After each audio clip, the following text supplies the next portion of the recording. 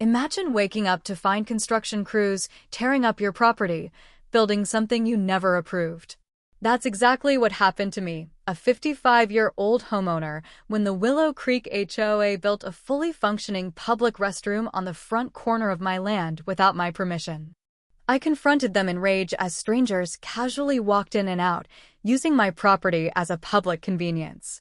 What they didn't know was about to turn their scheme into their worst nightmare. After 28 years as a city health inspector, I was ready to make them regret their audacity.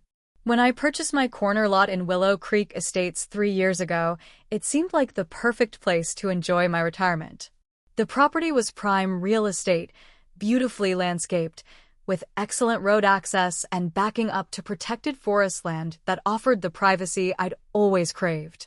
What I didn't fully appreciate was its strategic location.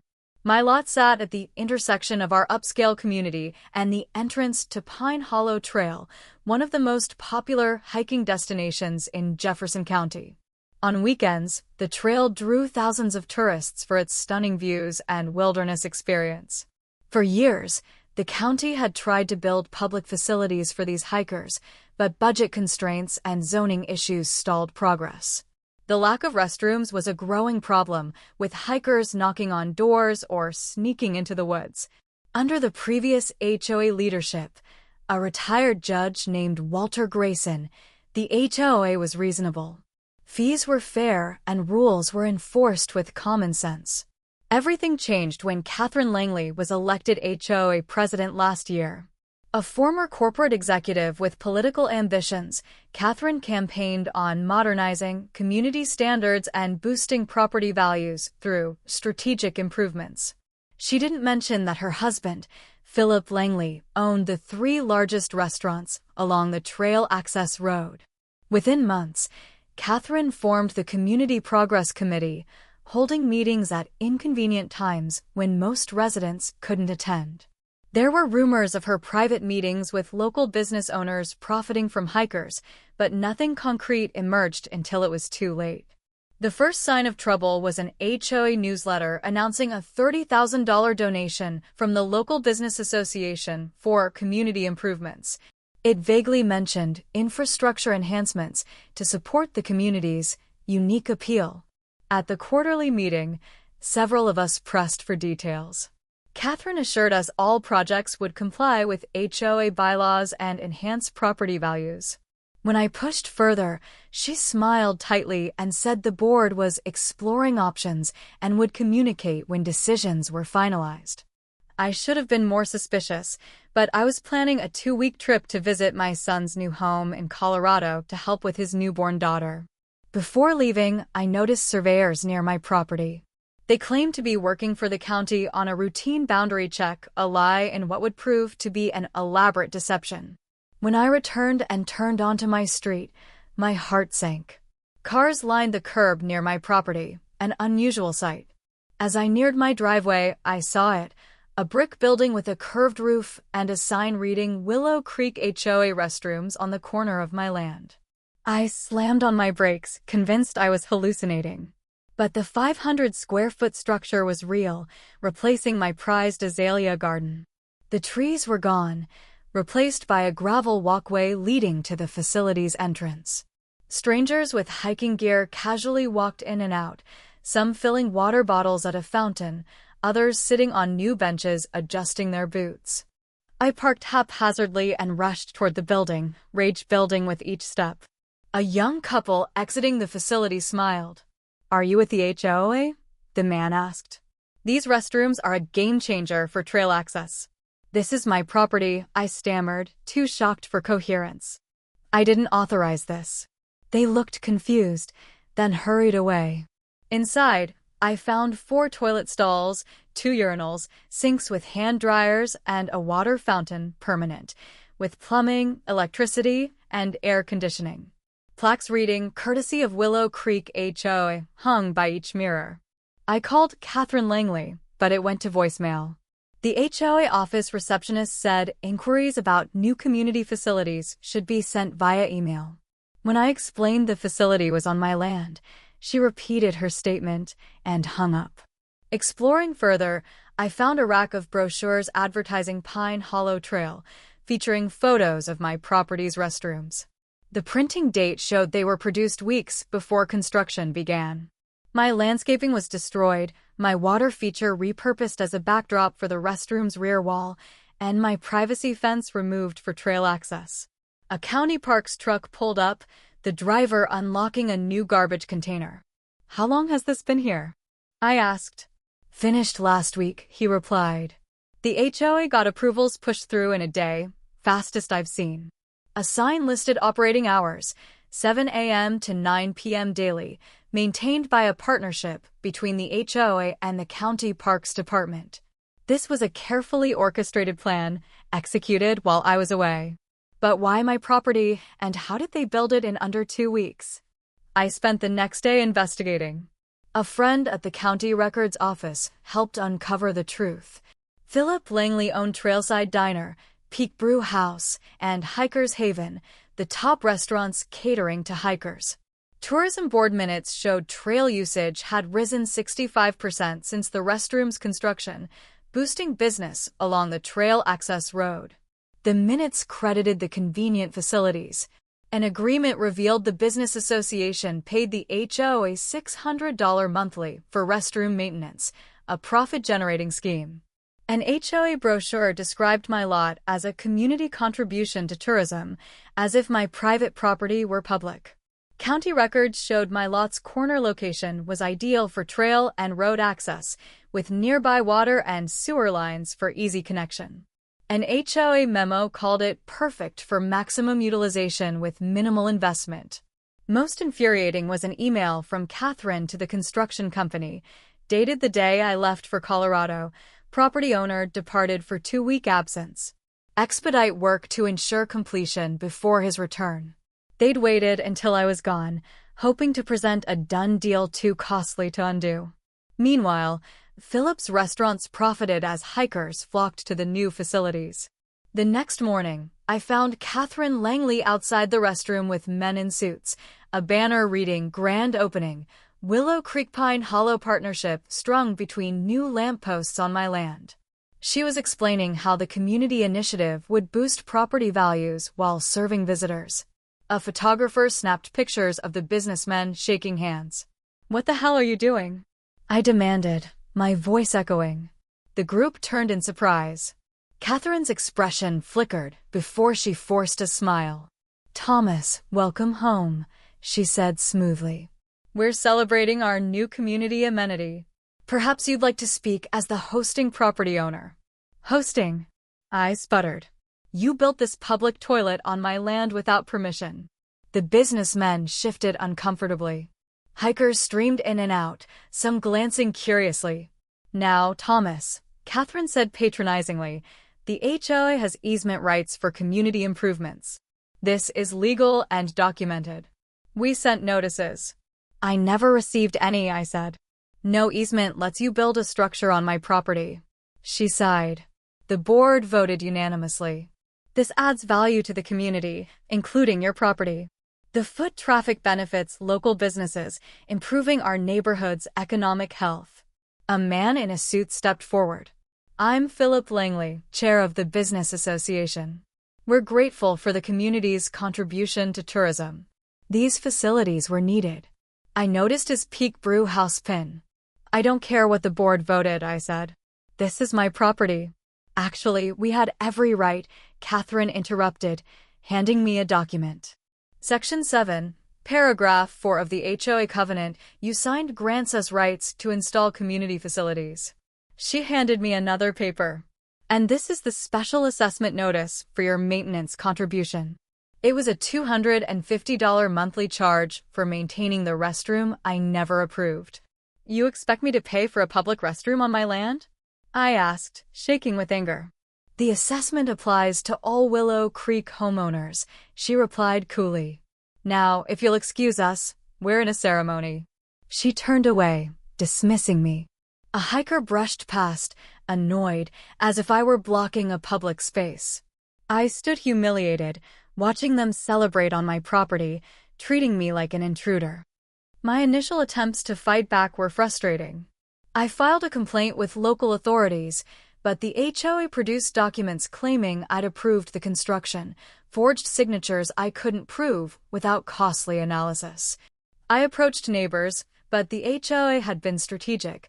Those near the trail got fee reductions, while others were told the facility boosted property values. Few wanted to challenge the status quo. The impact on my life was immediate. Cars blocked my driveway, maintenance crews woke me early, and strangers were visible from my windows. A real estate agent friend said a similar corner lot sold for 35% less due to privacy concerns and public traffic. My property value was plummeting while Phillips restaurants thrived, advertising their proximity to the restrooms. Peak Brew House's weekend revenue reportedly tripled. To add insult, the HOA sent a violation notice for my unmaintained landscaping, the areas they'd destroyed, threatening fines if I didn't restore it at my expense. Each setback fueled my fury at the corruption. They thought I'd give up, but they didn't know who they were dealing with.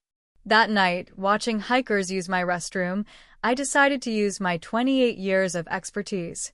The next day, after the maintenance crew left, I grabbed my inspection kit. I suspected a facility built in under 2 weeks cut corners, and I was right. My examination revealed a shocking catalog of violations. The sewage system was improperly connected to residential lines, violating 7 county regulations and risking backups for nearby homes. The water supply tapped into my residential system without backflow prevention, causing my low water pressure and a contamination risk. Water samples showed bacterial levels exceeding safety standards due to faulty pipe installation. Chemical runoff from unsealed fixtures was seeping into the soil. The ventilation system was inadequate, risking harmful gas buildup. Electrical connections in damp areas violated code, posing fire and shock hazards. I documented 42 violations, 18 critical, with photographs, samples, and measurements. Receipts in a maintenance closet showed rushed orders with emergency premiums for a 10-day construction timeline, explaining the shoddy work. The foundation was uneven, with cracks and water seepage risking mold.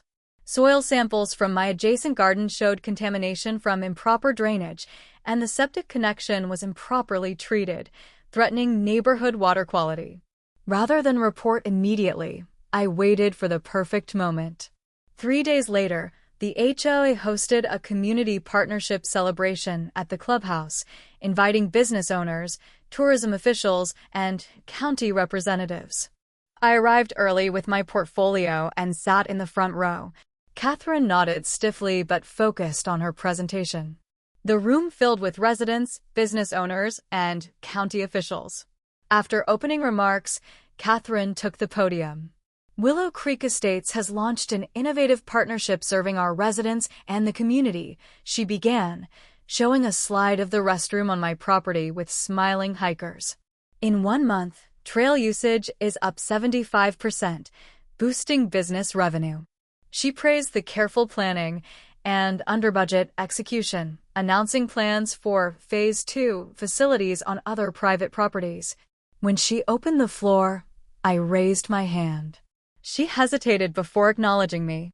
I walked to the podium, portfolio in hand. I should introduce myself properly, I said, pulling out my identification badge. Many know me as Thomas Bennett, the homeowner whose property hosts the restroom.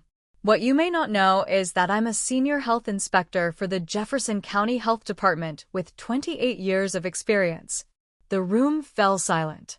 Catherine's clipboard clattered to the floor, her face paling. I laid out photographs of violations. I have concerns about this successful initiative, I said. As a private citizen, I conducted a preliminary assessment and found 42 health and safety violations. This is inappropriate. Catherine sputtered, grabbing at the photos. This is a conflict of interest. There's no vendetta, I replied calmly. Just documentation of violations affecting public health. Business owners examined the photos with alarm. Philip Langley's face turned ashen at the sewage connection images. These are serious, said a county official. Without official reports.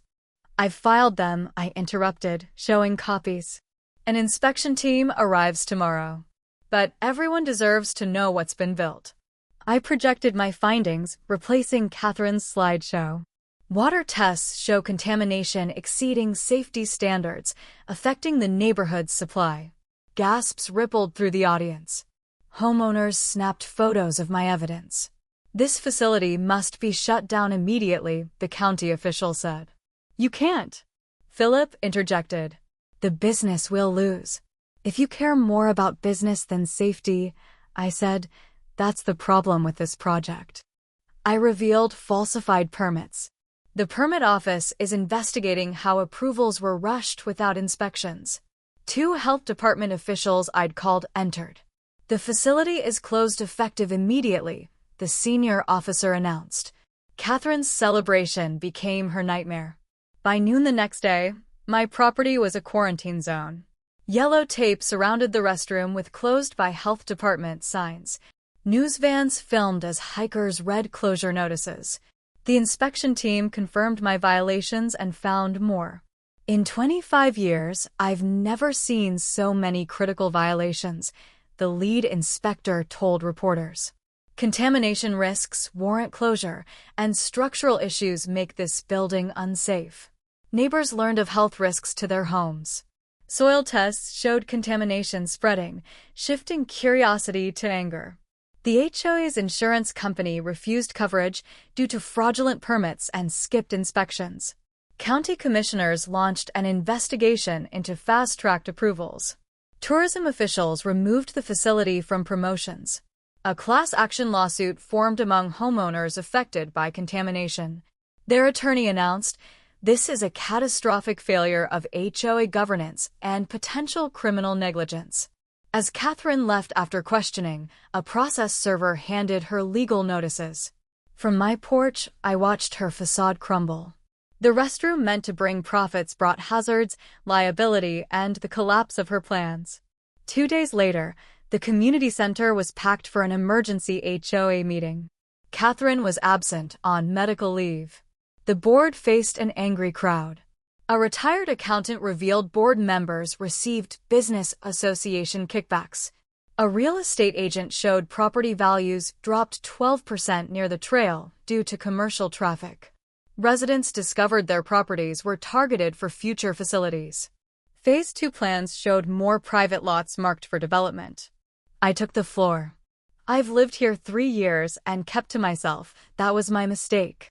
When we ignore how our community is governed, we invite abuse. This restroom betrays trust and property rights." The room quieted, resonating with my words. This isn't just about my land. It's about whether we control our properties or surrender them to power. The meeting ended with a unanimous vote to remove the board and elect an interim committee. Catherine's reign was over. The Jefferson County Courthouse was packed for the restroom scandal hearing.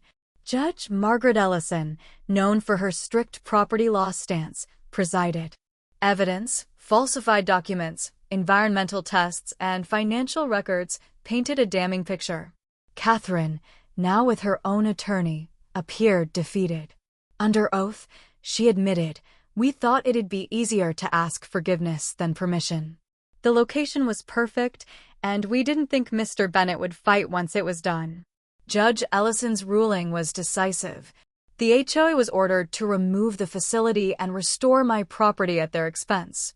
I received damages for lost property value and distress.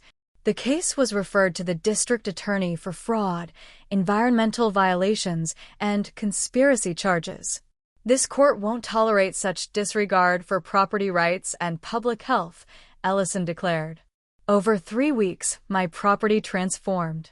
The restroom was demolished, and landscapers installed a new water feature with native plants. My azalea garden was replaced with vibrant varieties. The fence was upgraded, and drainage issues were fixed. My land was better than before. My status in Willow Creek changed. Once seen as a complainer, I was now a leader. I helped draft bylaws requiring homeowner approval for projects affecting private property and ensuring transparency.